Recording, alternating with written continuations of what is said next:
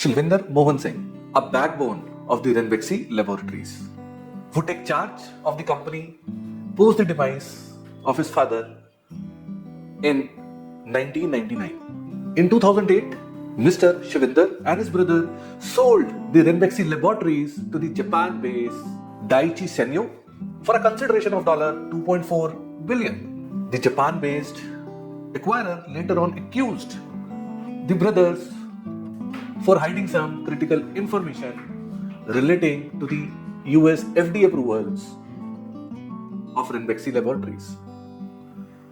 The funds that were generated through the sale of Ranbaxy laboratories has been utilized for the growth path of the Fortis Healthcare, 𝐬𝐭𝐫𝐚𝐭𝐽 Enterprises, and SRI Diagnostic.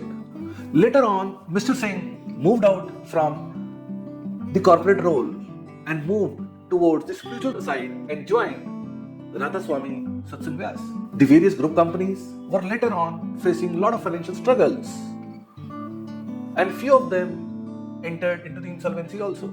The reason we are discussing this today that Mr. Singh has recently filed their personal insolvency application with the National Company Law Tribunal. Apart from these filings, Mr. Singh was into the legal trouble also. Either it could be a Singapore award in the favor of Japan-based acquirer of the Ranbaxy laboratories, or the complaints of the fund diversions and acquisitions and hearings of EOW, the economic offence bill.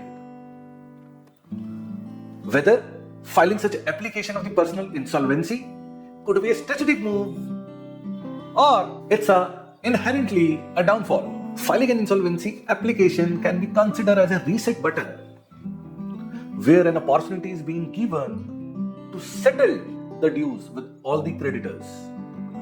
Currently, there are proceedings going by the different lender in the different courts, and all such legal proceedings come to an halt through a concept of a moratorium. And the entire repayment procedures will be governed under the supervision of National Company Law Tribunal. In India, the insolvency or any other failure is generally considered as a stigma. There is a deep-rooted judgment from the family, from the peers. Whenever there is a failure, such financial struggles are generally considered as individuals' shortcomings instead of an opportunity to learn something new. Such type of the societal pressure will definitely make the comeback more harder. On the other hand, it has been observed in the Western culture, the failure is not being stigmatized a lot. Conversely, the failure are being celebrated, are being considered as a new learning and undoubtedly a new path towards the growth.